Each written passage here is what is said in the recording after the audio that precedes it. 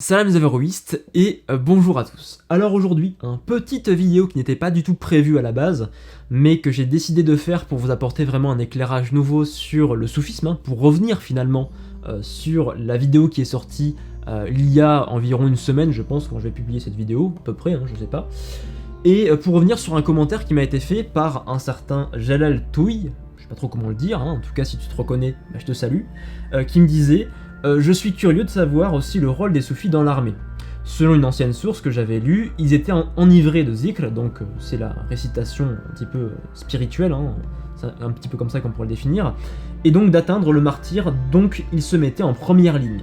D'où le fait que certains seigneurs comme Saladin investissaient dans des nouvelles zawiyas, les zawiyas étant à la fois des écoles un petit peu religieuses, mais aussi un lieu où se rassemblaient les confréries soufis en fait. Bon, bref. Et donc pour revenir sur ce point là, c'est parce que c'est vrai que pour le grand public qui ne connaît pas le soufisme, qui n'a pas lu sur le sujet, même pour ceux qui ont commencé un petit peu à lire sans doute, le soufisme c'est avant tout la voie de l'amour. C'est avant tout un soufisme qui est tourné vers l'autre, tourné vers Dieu aussi bien sûr, bien évidemment, mais surtout qui a une grande tolérance envers les autres et qui développe cette importance centrale de l'amour et de la place du cœur. Sauf que les soufis ce n'est pas uniquement ça. Par exemple, si je prends un des posts que j'avais fait sur Instagram, parce que c'est parmi les premiers posts que j'ai fait sur Instagram où je parlais beaucoup de soufisme en fait. Si on prend par exemple cette citation de Jalal ad-Din Rumi, qui est un grand soufi du XIIIe siècle, qui nous dit « Allume dans ton cœur un feu fait d'amour, et brûle tout entier les pensées et les mots. » Ou encore, si on prend cette citation encore plus claire de Ibn Arabi, qui nous dit « La religion que je professe et celle de l'amour. » Donc si on s'arrête finalement à cette vision-là, qui est une vision partielle du soufisme, on se dit soufisme égale amour, égale tolérance, égale finalement islam des lumières, égale magnifique. Mais dans les faits, c'est beaucoup plus complexe, parce que, comme l'a dit Jalal très bien, il a très bien posé la question, les soufis ont aussi été des guerriers, donc des personnes qui ont versé le sang, donc des personnes qui ont tué d'autres personnes, et notamment des personnes qui n'étaient pas de religion musulmane, notamment des chrétiens par exemple. Pourquoi ? Parce que les soufis, ce sont, il faut savoir, les grands défenseurs de l'islam, déjà, à la fois de la religion, mais aussi des grands états politiques, mais aussi les grands défenseurs des musulmans.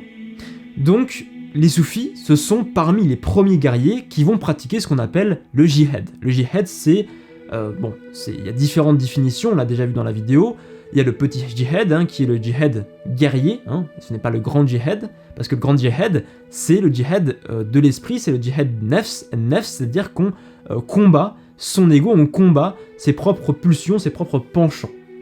Mais, il faut savoir, ces deux djihads ne sont pas opposés, ils peuvent être complémentaires. Par contre, ce qu'il faut comprendre, c'est qu'on peut très bien mener le grand djihad, donc le djihad contre son ego, sans participer au petit djihad, au djihad guerrier. Mais quand les deux ont lieu, ils sont complémentaires. Et donc au Moyen-Âge, on a des soufis qui vont participer au djihad.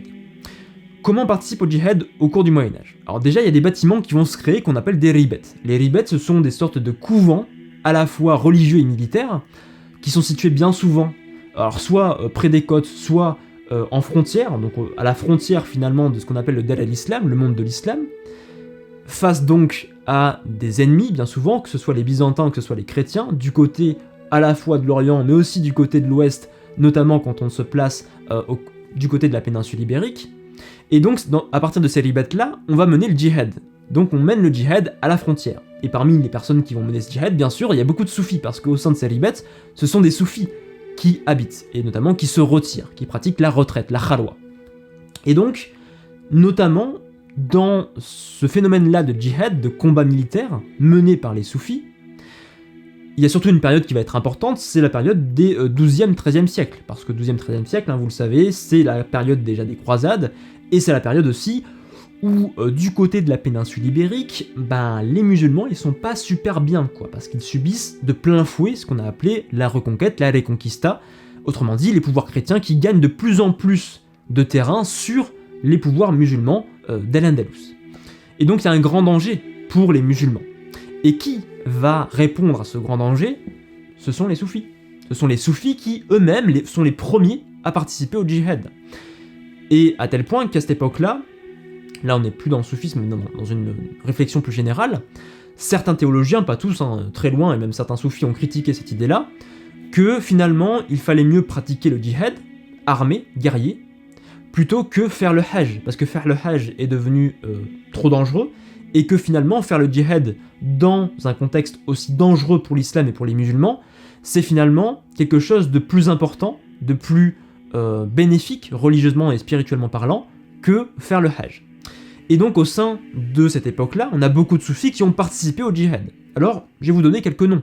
On a par exemple Arslan el-Dimashqi, qui lui, par exemple, a participé à la guerre contre les croisés.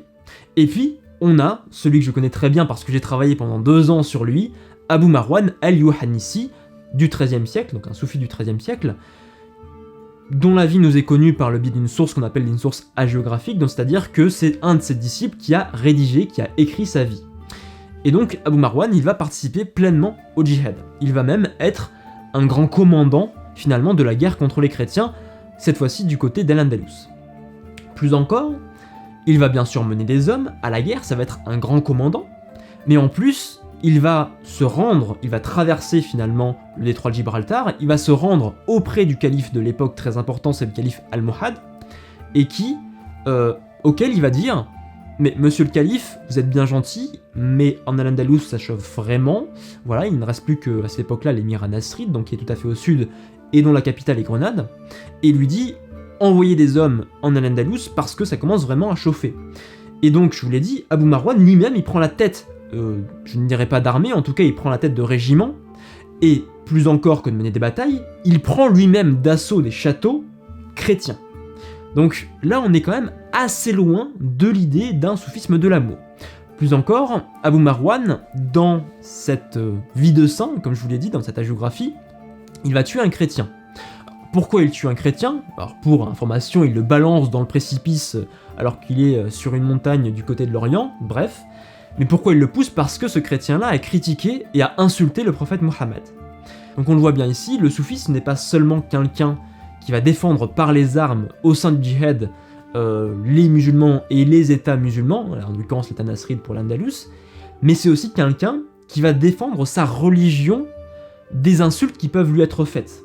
Et là en l'occurrence il tue un chrétien parce que finalement il a insulté l'islam, il a insulté le prophète Mohammed.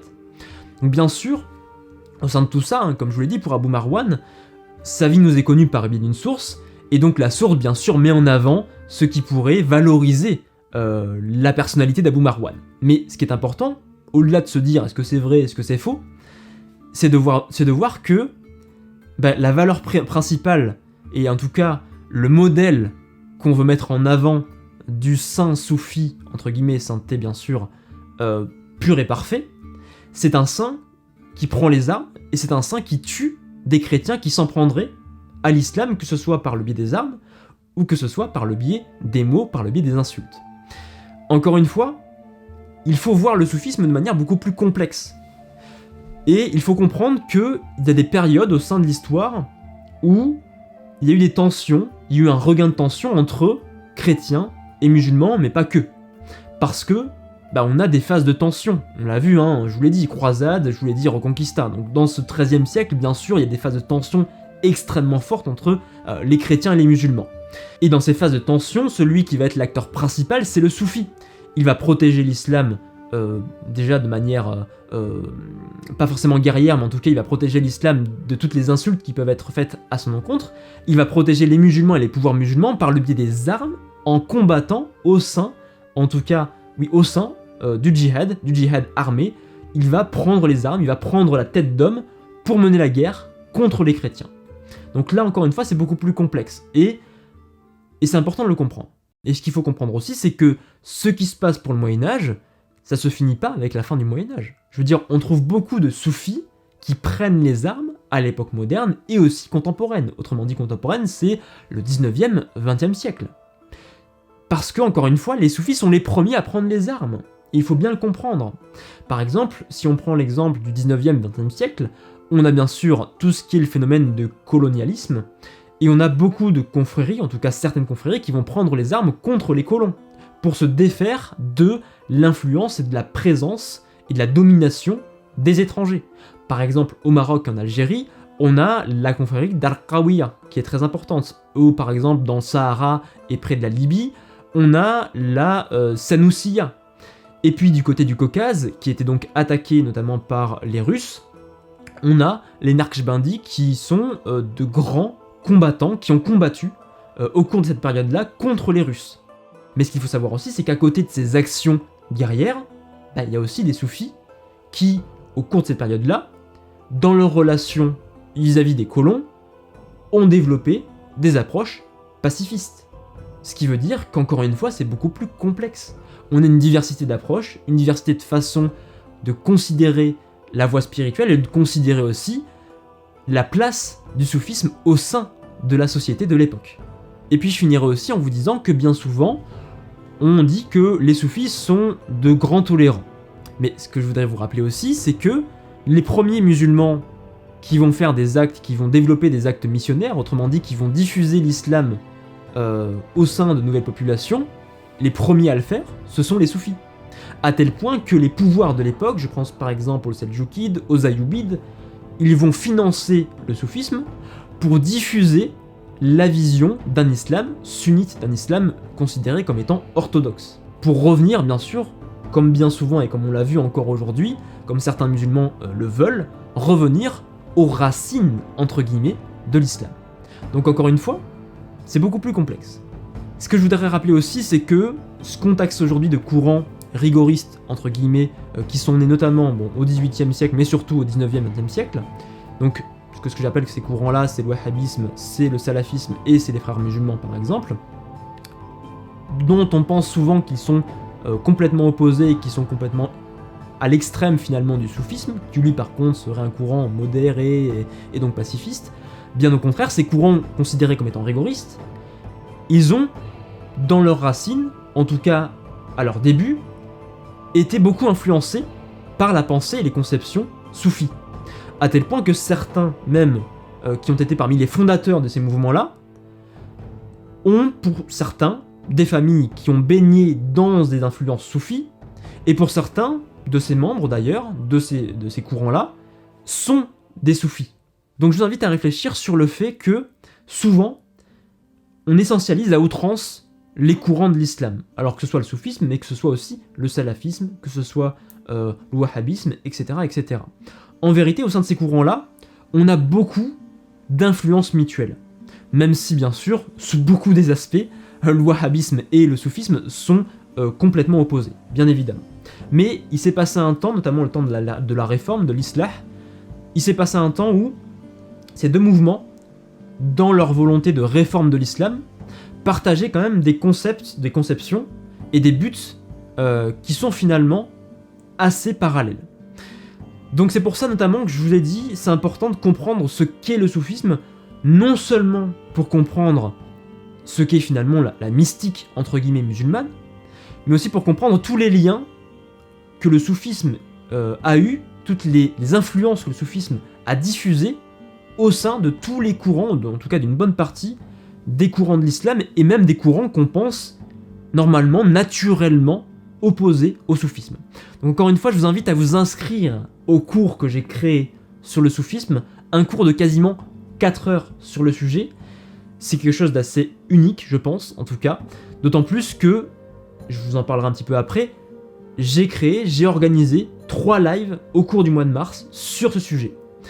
Donc au sein de ce cours, vous allez comprendre les fondements, ce que sont les fondements spirituels du soufisme, vous allez comprendre comment le soufisme a évolué au fil des siècles, et vous allez comprendre, encore une fois, que l'islam, que la religion musulmane finalement est beaucoup plus complexe que ce que certaines personnes veulent vous affirmer, veulent vous expliquer, et que donc ces courants rigoristes, qu'on taxe de rigoristes, ils partagent, en tout cas, dans leurs racines même, des influences avec le soufisme. Et si je prenais un dernier exemple, le hanbalisme, que certains disent littéraliste, donc là encore on pose des mots sur des courants qui en vrai sont beaucoup plus complexes, donc le hanbalisme serait donc l'antithèse du soufisme, alors que le hanbalisme a été parcouru là aussi d'influences soufis, et certains hanbalites ont été de grands soufis, comme par exemple Abd al-Qadir al-Jilani.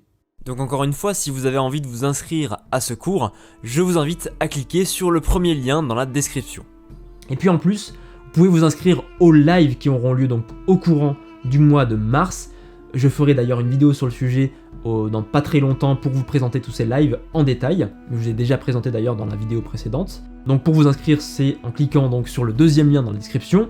Et puis ce qu'il faut savoir aussi, c'est que si vous vous inscrivez au cours sur le soufisme, vous aurez accès à 50% de réduction pour assister au live. Sans compter également que pour ceux qui n'auraient pas forcément envie d'assister au live parce que le direct, ça leur plaît pas trop ou en tout cas ça leur dit rien, si vous prenez les cours, vous aurez automatiquement accès à la rediffusion des lives. Et tout cela pour seulement 15 € au lieu de 30 €, mais attention, seulement jusqu'au 28 février à minuit. Donc en tout cas, j'espère que cette vidéo vous aura plu. C'est une vidéo vraiment qui est totalement improvisée, j'ai pas fait de plan, j'ai pas fait de... Enfin si, un petit plan, mais j'ai pas fait de script.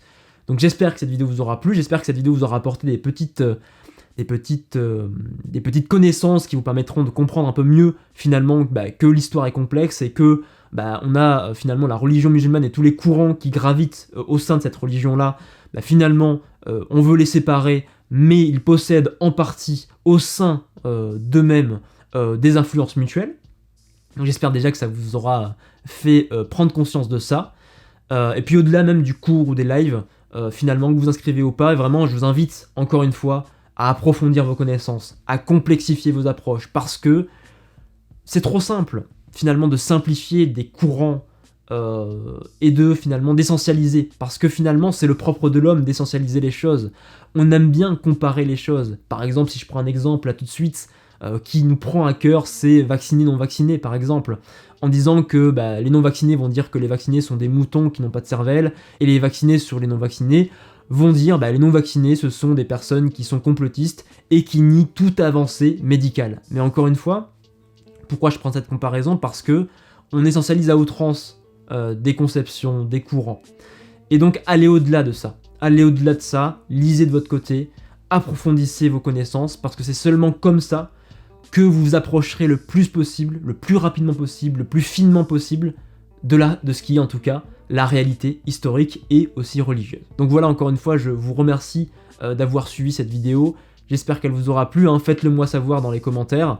Et puis encore une fois, je vous invite à vous inscrire au cours que j'ai créé sur le soufisme en cliquant sur le premier lien dans la description, et puis au live en cliquant sur le deuxième lien dans la description.